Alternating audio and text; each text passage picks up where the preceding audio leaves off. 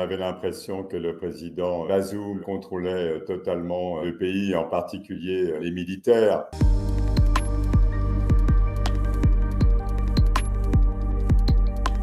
Ce qui est réel, c'est qu'il y a une volonté d'intervention du Nigeria.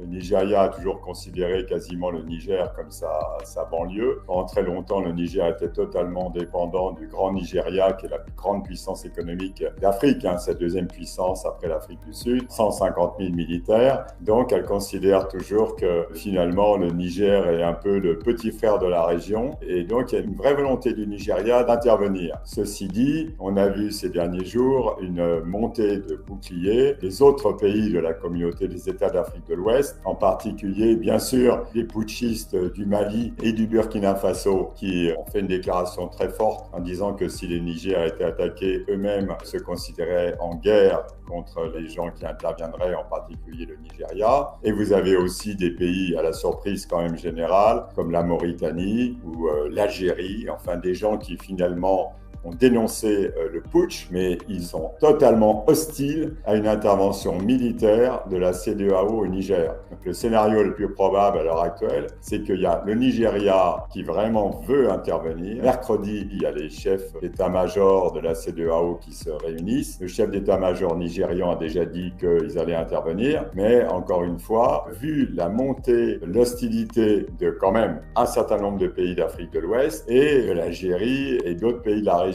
ça va être assez compliqué.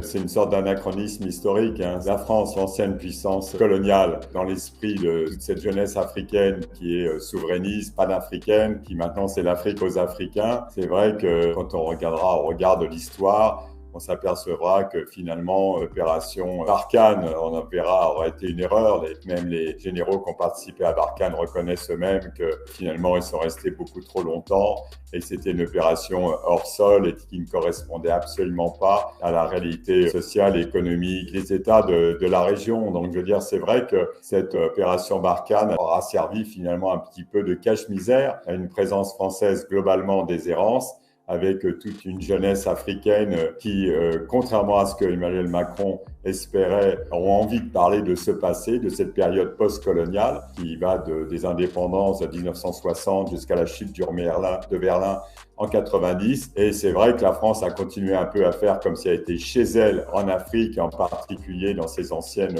colonies. Elle est toujours apparue aux yeux de cette jeunesse africaine comme vraiment le gendarme de l'Afrique, pendant que finalement, ses propres partenaires européens et autres faisaient du business. Les intérêts économiques de la France en Afrique ont vraiment chuté parce qu'on n'est plus dans la période de la guerre froide, 60 à 90, où la France contrôlait totalement ces pays à 50-60% des marchés. Maintenant, sur l'ensemble de l'Afrique, la France ne doit être même pas à 7%, alors que la Chine fait 18%, vous avez la Turquie. La France n'a pas vu l'Afrique se mondialiser, c'est le problème de fond. Et là, l'erreur, ça aurait été vraiment cette présence militaire qui, aux yeux de la jeunesse africaine, rappelait la période post-coloniale. Cette perte d'influence de la France sur le plan sécuritaire, elle profite à l'évidence à la Russie, qui en fait surfe sur des situations qu'elle n'a pas initiées. Le putsch du Niger, c'est vraiment un putsch corporatiste. C'est pas la Russie, contrairement au Mali, où vous aviez quand même une coopération militaire ancienne avec la Russie. Vous avez des officiers maliens qui ont été en Russie formés à Moscou. Ce qui n'est pas le cas du Niger, c'est vraiment à partir d'une situation locale et sur l'ensemble finalement du continent, sur le plan du business, encore une fois, la Chine, la Turquie, même les propres partenaires européens de la France. L'Allemagne est devenue le premier exportateur européen vers l'Afrique. C'est pour ça que je parle toujours d'anachronisme historique. Il y a un tel déphasage entre vraiment les intérêts économiques de la France dans cette région. Par contre, au niveau de sa diplomatie d'influence, c'est très compliqué parce que c'est vrai que la France était la seule puissance extérieure au continent à avoir encore des bases en ce qui concerne l'Afrique de l'Ouest et l'Afrique centrale, c'était les bases françaises. Et donc, c'est un peu un anachronisme. C'est-à-dire la France, au niveau de sa diplomatie d'influence, a toujours le contrôle quelque part aux Nations Unies. Il y a un secrétaire général adjoint aux opérations de maintien de la paix qui est depuis 40 ans toujours un diplomate français. C'est la France qui prépare toutes les résolutions sur l'Afrique. Et donc, dans le cadre de cette diplomatie d'influence, c'est une perte importante pour la France.